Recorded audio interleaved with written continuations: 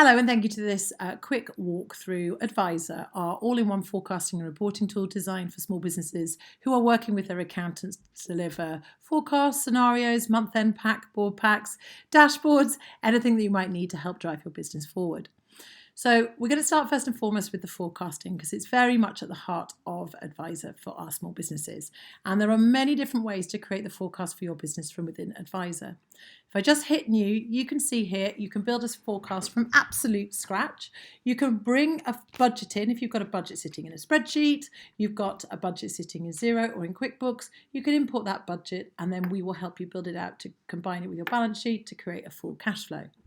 You can use one of our most popular methods, which is creating from last year's actuals. And of course, any forecast that you have created can be copied so that you can start to really model out those different scenarios that might lie ahead for your business. I'll show you how to quick create a forecast because it is really simple. And if we just do a new forecast for 2022. Now, we can build a forecast out to 10 years in Advisor, but in this case, I'll just do 2 and we'll start it from this month. Now, when I hit build, what Advisor is going to go and do is look at your P&L from last year, combine it with the balance sheet of today to generate your future cash flow based on that historical performance across your P&L. We do have the option to be able to add some changes to that P&L. So if you've seen the income has gone up by 10%, for example, you can simply apply that change in here, put 10% in, increase it, and once we hit build, it's going to go and look at that P&L, it's going to increase your income by 10%, and it's going to then use that information to generate a full P&L, balance sheet, and cash flow forecast for the next 2 years in this instance. Now, loads of ways of building out this forecast once you have created it from last year's actuals. You can see here all the account lines, and if I open these out, you can see the forecast that's based on a previous period. But we've got a little plus button here, so we can add further assumptions to it. If I hit the plus button, you can see the various different methods that are in here to enable you to add to that forecast. Single repeating entry does what it says on the tin. You want to add an extra £100 a month, then you can do that. You can build growth rates out for every single month across each account line. On the fly enables you to add additional amounts in for each period that you want to add. Say you've got a wedding company in this case and you want to add £10,000 in July 2022, you can. Then we've also got the formula building method. So this really takes forecasting up a gear. It enables you to combine different areas of your forecast to drive other areas. So for example, if your cost of sales is 10% of your income, you can then build a forecast out by doing income line, and we'll just select the income line multiplied by 0.10%. And then it will always look at that income line to generate the forecast for those following months. We can even choose what period it's referencing. Is it the current month or is it a previous month that you're looking at in order to generate that forecast? What you can also do in here is bring in non-financial drivers. So if you've got a business that's driven by website visitors, restaurant covers, whatever it might be, units sold, you can bring that non-financial data in via a CSV. Then we can reference it in this particular forecast, and it would be sitting in here. Here we are. In this case, we've got in-store customers. We could choose the customers from store A, and then exactly the same way as we were using the financial one when we were looking at income as a driver, we can now look at that non-financial data as a driver for forecasting out each month of the next 2 years. So once you've worked through your P&L and you've really added, or in fact any of the balance sheet lines, you've added everything that you want to this forecast, you've then got the ability to combine it with reporting so you can see how you're performing against this forecast at any time. To do that, we've got 2 methods. We've either got dashboarding or we've got reporting. Now in dashboarding, dashboards are incredibly powerful. They enable you to have live dashboards that are focusing on core KPIs for your business. And we can look at how we're performing against a forecast on a KPI, or you can look at the KPI as a standalone. Now, very, very easy to build, and your advisor and accountant will work with you on this. But to add a new KPI card, we simply select a new KPI card. There's loads of pre-built ones here, so we want to look at P&L, we want to compare that last year versus this year. We can really look at any particular report that we want, and we've got various different charts to enable us to do it. But for really simple level, let's just build out a report card. So report card, if you do use Xero tracking, we have the ability to drill down into tracking categories. What report are we running? Are we running it on your actual data?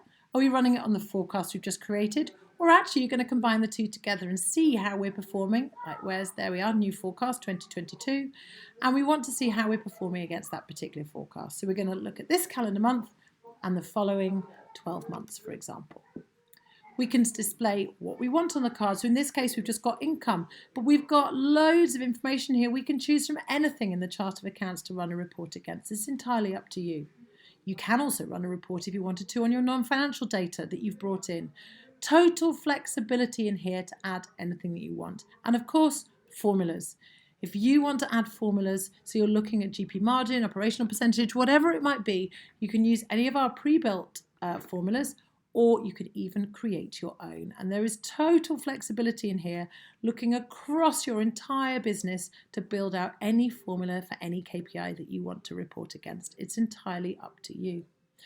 Once you have created what it is you're running a report on, you've then got loads of options into how you want to display it. So we can say what kind of chart we want. Do we want it to be a bar graph, a spleen, a step line, stacked, column? There's oodles of options for you to be able to display the data as you do wish. And of course, if you don't want to have a chart, you don't have to.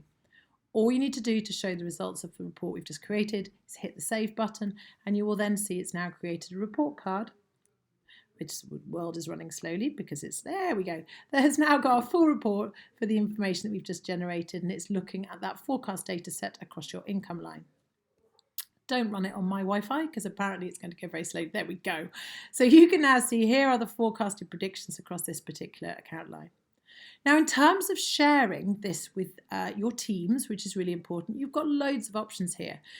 You've got the option to be able to share dashboards live. So you'll be able to share it with any of your team members. They'll be able to see a mirror copy of this chart, and they will be able to see as it updates to real time because, of course, these charts are set to be real. So as actual data comes in, you can then see how you're performing against it, against any KPI, or, of course, any of the forecasts that you've put in there. But you also are able to share it out in terms of presenting it. So if you hit present in here, you can see that the charts pop up into a screen share. So then if you are presenting to the board or you're presenting to your sales teams, it's very, very easy to drill into the forecast that you've generated. If you've added any other assumptions, they'll be in here. You can, let me just find a chart with lots of information on. Hold on, and I'll show you. You can actually click out any of the charts to really focus in on one particular area. Say you're talking about expenses, for example, you can really just focus in and just show that, and then start to reveal the other areas of the chart as you go on. You can go right through the dashboard, sharing it in this manner as you do wish. Also, you can print out any of the dashboards. So if you do want this dashboard and you want to hit it and you want to either download it as a PDF and email it, or indeed print it, you can do just that. Finally, into reporting. So dashboardings are brilliant for KPIs and they're very much used by our business as operational drivers. But reporting is more the area for traditional month-end reporting. Month-end packs, board packs, management information packs, maybe you're submitting for a loan. This is absolutely where you can create those reports. If I just hit new reports, you've got various different ways to build them. You can start from scratch and build a blank report. You can bring one of your dashboards into a PDF report from in here, or you can use any of our pre-built templates that are saved. For the purpose of this quick run through, I will use a pre-built one. So if I use this template, I just select it. It's going to ask me which client I want to use it for and to copy the template. Copy the template to. So I'll just choose Josie's Florist. It's going to say which forecast do you want. Let's use the one that we built together. If I hit confirm, it's now referencing that right client and that right information and of course the right forecast. Now you can see here, we can add as many pages as we want to this particular printed report. This is a very simple balance sheet template, but you can add as many pages as you want. And when you add pages, you can choose how you want them to be laid out. So maybe we want a simple 3 different chart. We can now add charts to this particular report. So we maybe want a table on this one, and we might choose different date ranges. So you can choose any particular date range in any particular order. You can choose your data source. Are we looking at actual data and running a report on historical information, or actually looking at that forecast that we've just created? Maybe you're submitting for a loan. We can then add what rows we want to show. What is it we actually want to run a forecast on?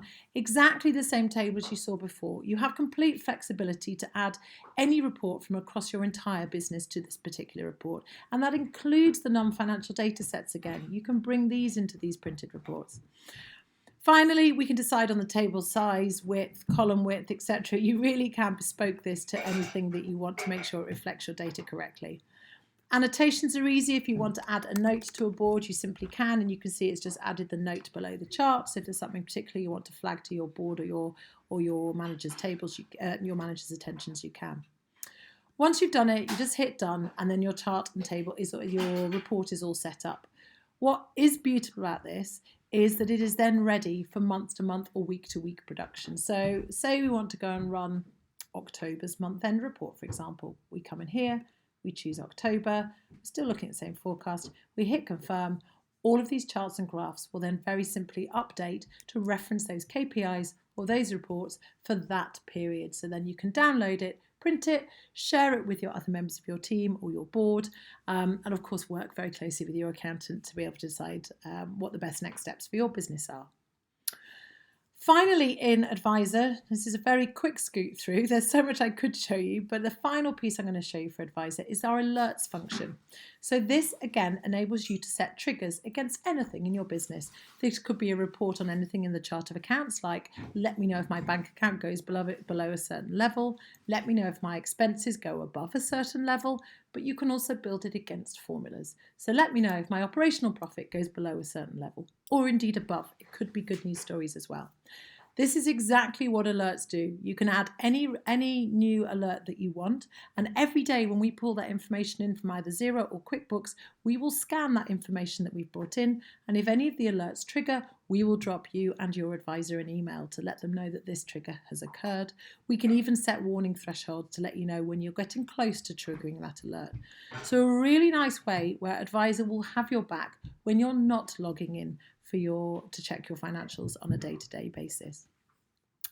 That pulls to an end this very quick advisor demo. It very much is a tool designed to work hand in hand with your advisor. So any questions at all, please reach out to your advisor or your accountant in the first instance, and they'll be more than happy to help you. Thank you very much.